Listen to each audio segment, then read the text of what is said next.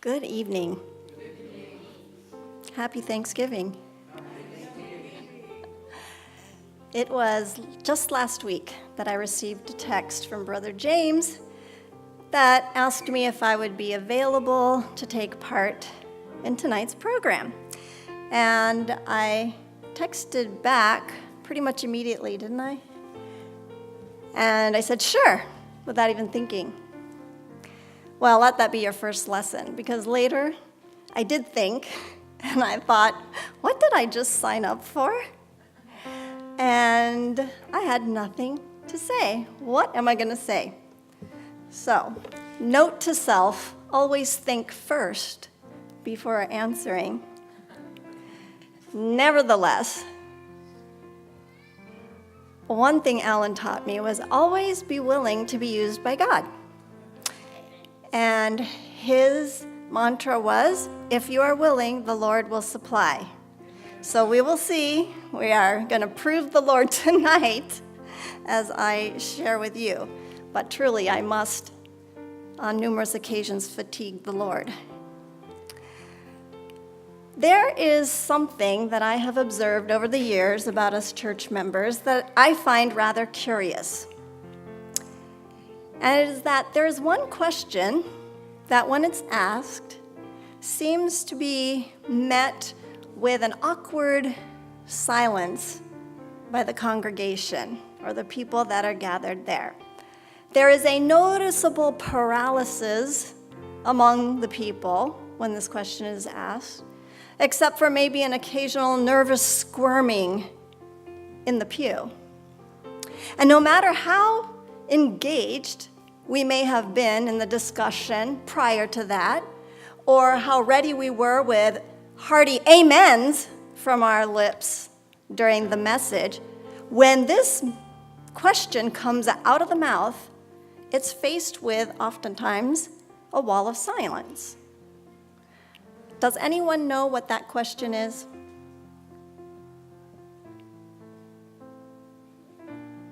That's not the question. But the question, there's a wall of silence there, but you're probably thinking, because there might be a couple of things, but this is what I notice.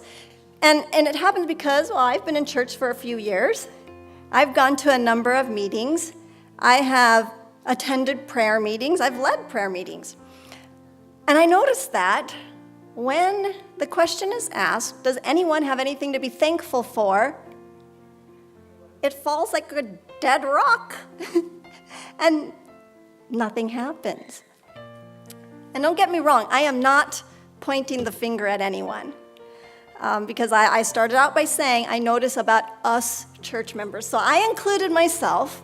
And of course I'm not pointing the finger, because if I did, as the saying goes, there would be 3 others pointing back at me, right? So I'm not pointing my finger, but it is an observation that I've met. And we see it in Sabbath school with the kids. And I'm not surprised to see it there, because we're working sometimes with from birth until, 1 and 2. And they're young, and we're teaching them what it means to be thankful. So it's not unexpected to me to see it among the children. But it does surprise me when we get to the adults and get that lack of response. And after a while, even the children back here, they start to get the hang of it. Now, we don't want to give them answers, so instead we pose questions to them to help get them thinking so that they will understand what it means to be thankful. We'll ask them things like, did you have food to eat this week?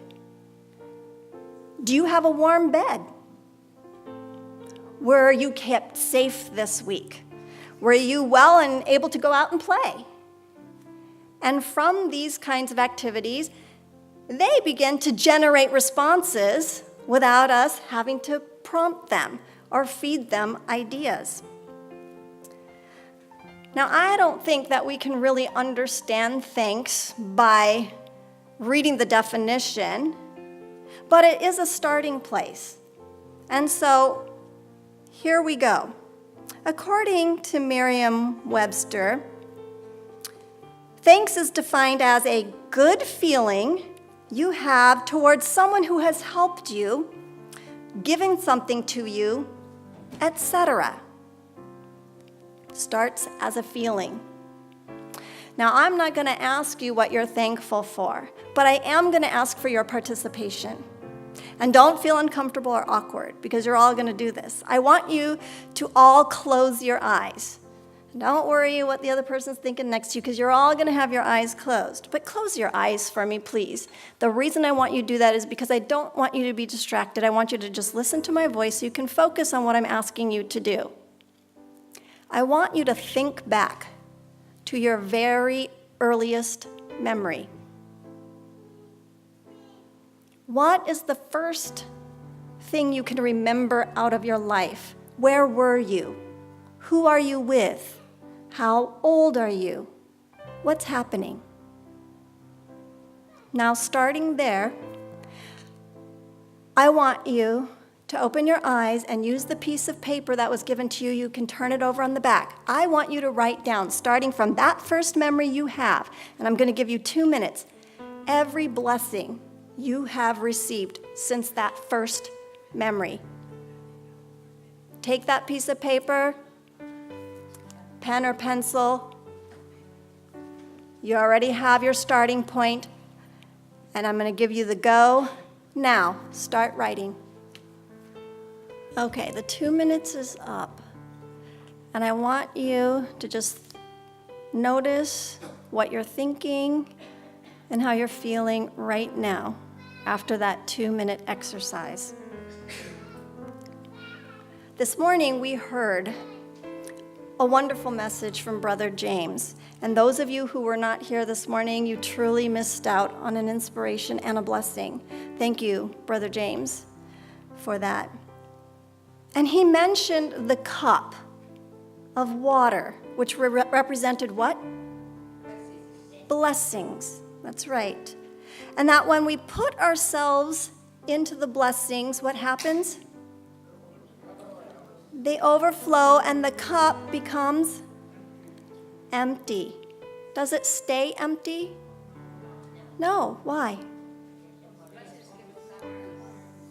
God continues to give blessings. So that just proves, once again, that we can never outthank God's giving. Amen?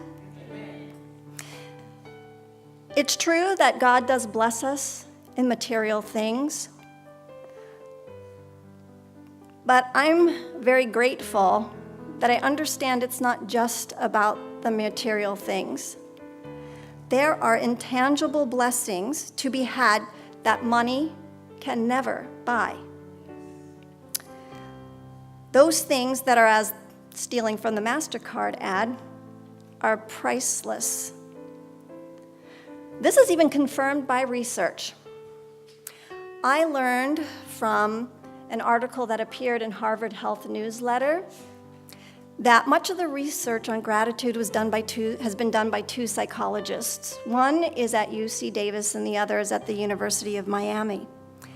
In one study, they asked a group of people to write a few sentences each week.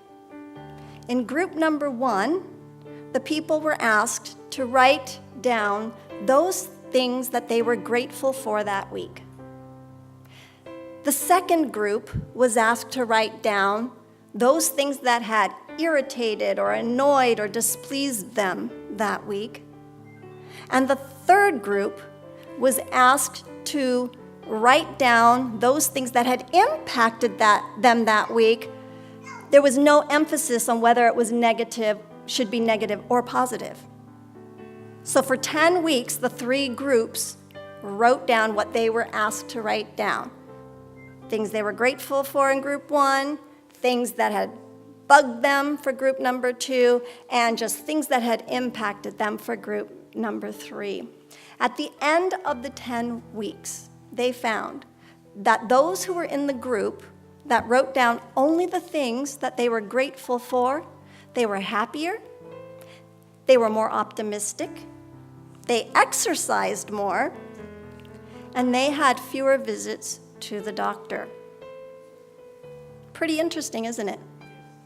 The non-tangible things, their quality of life was better because their feelings had changed. What did Jesus spend most of his time on earth doing?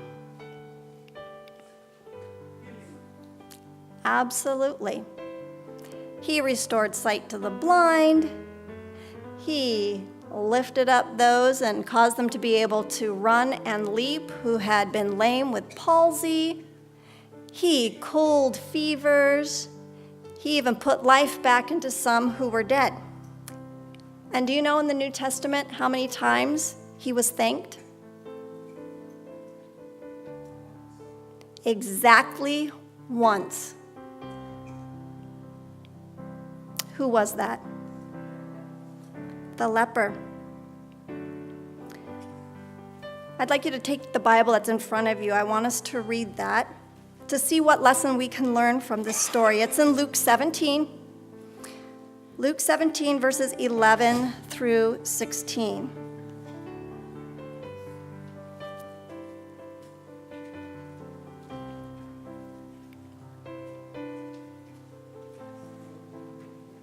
Because it is the only place that we will find somebody thanking Jesus for something that he had done.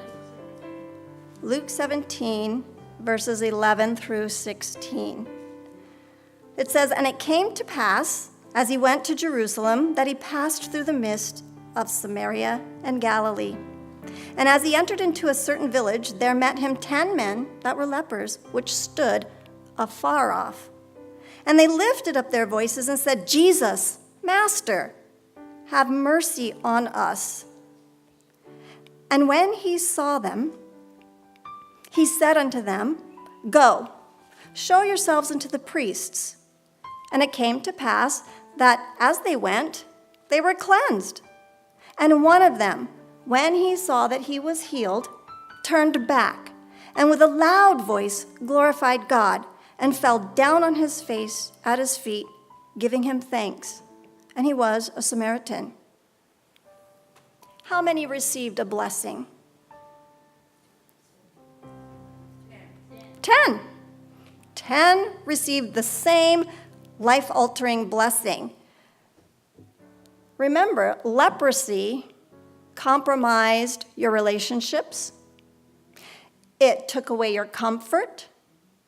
It stole your health. It removed your social status. They were all in the same condition. And they all had all of that restored to them by Jesus healing them. Did they receive the blessing before giving thanks or after giving thanks? Before they gave thanks, they received the blessings. You know why? Because he maketh his sun to rise on the evil and on the good, and sendeth the rain on the just and on the unjust. God is gracious to all. You see, if God was partial, that would give us excuse for ingratitude.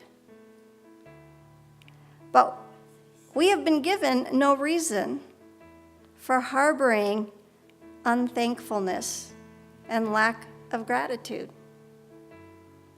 But only one of them went back to thank Jesus. So clearly it wasn't about the blessing, that somebody got a more worthy blessing to go and give thanks for, because they all received the same miraculous healing.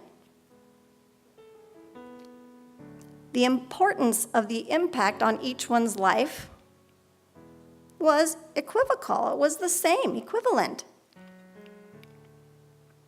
The second definition that Webster's gives for thanks is something done or said to express thanks. So the first definition was a feeling. The second definition is an act. It's about, especially for us Christians, It's about our response to the gift or the blessing.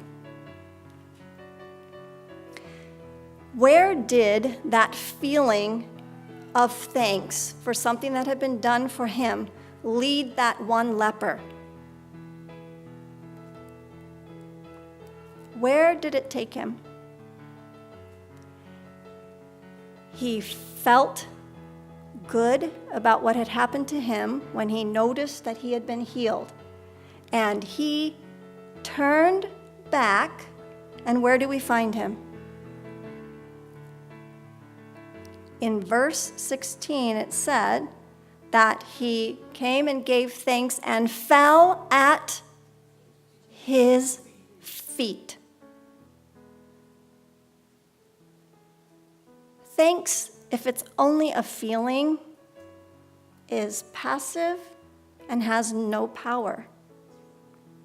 Thanks that results in an act, if we are Christians and believers, should always bring us to the giver's feet.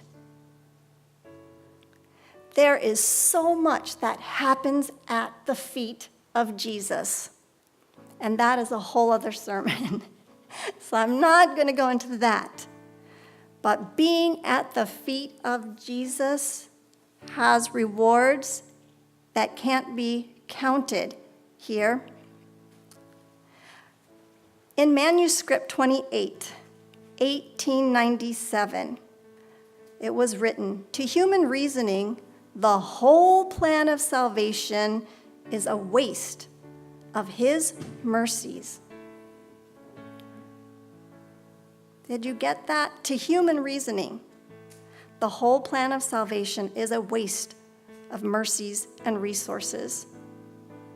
If we fail to give thanks to God, especially for that which he has given to every one of us, we make his resources and mercies a waste. The other morning, I was using Alan's Bible for my devotional, and I don't know how many of you ever saw Alan's Bible. I remember in the beginning, I was appalled because he would mark and do all these things, and I was very careful with my Bible if I marked it, but he made it alive for him, and I was using his Bible, and I saw the text, "For unto us a child is born, unto us a son is given," and he had written there instead, "For unto me a child is born, unto me a son is given." See, salvation is personal.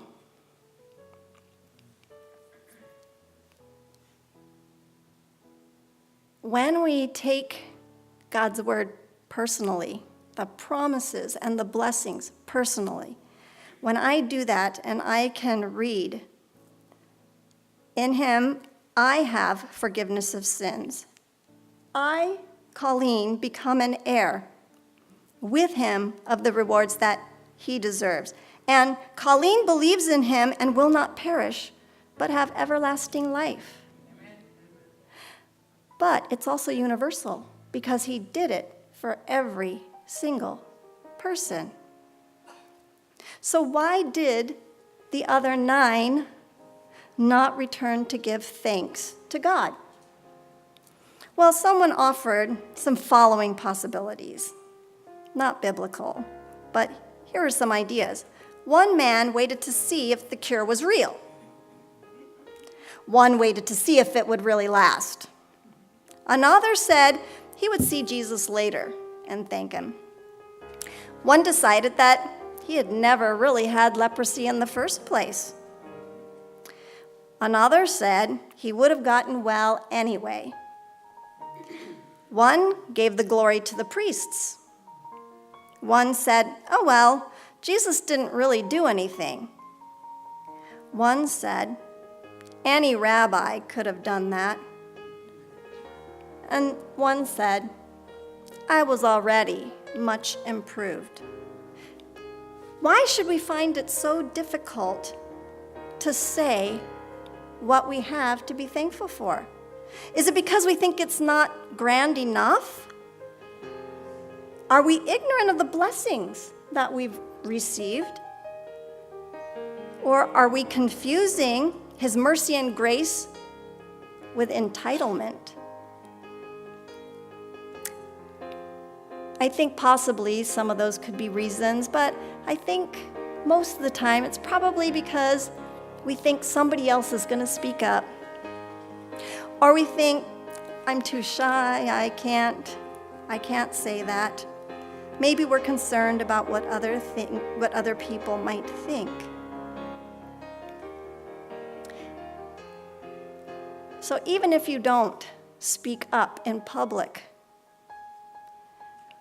I encourage you to spend time every day, if you can, truly reflecting on the gifts that you have.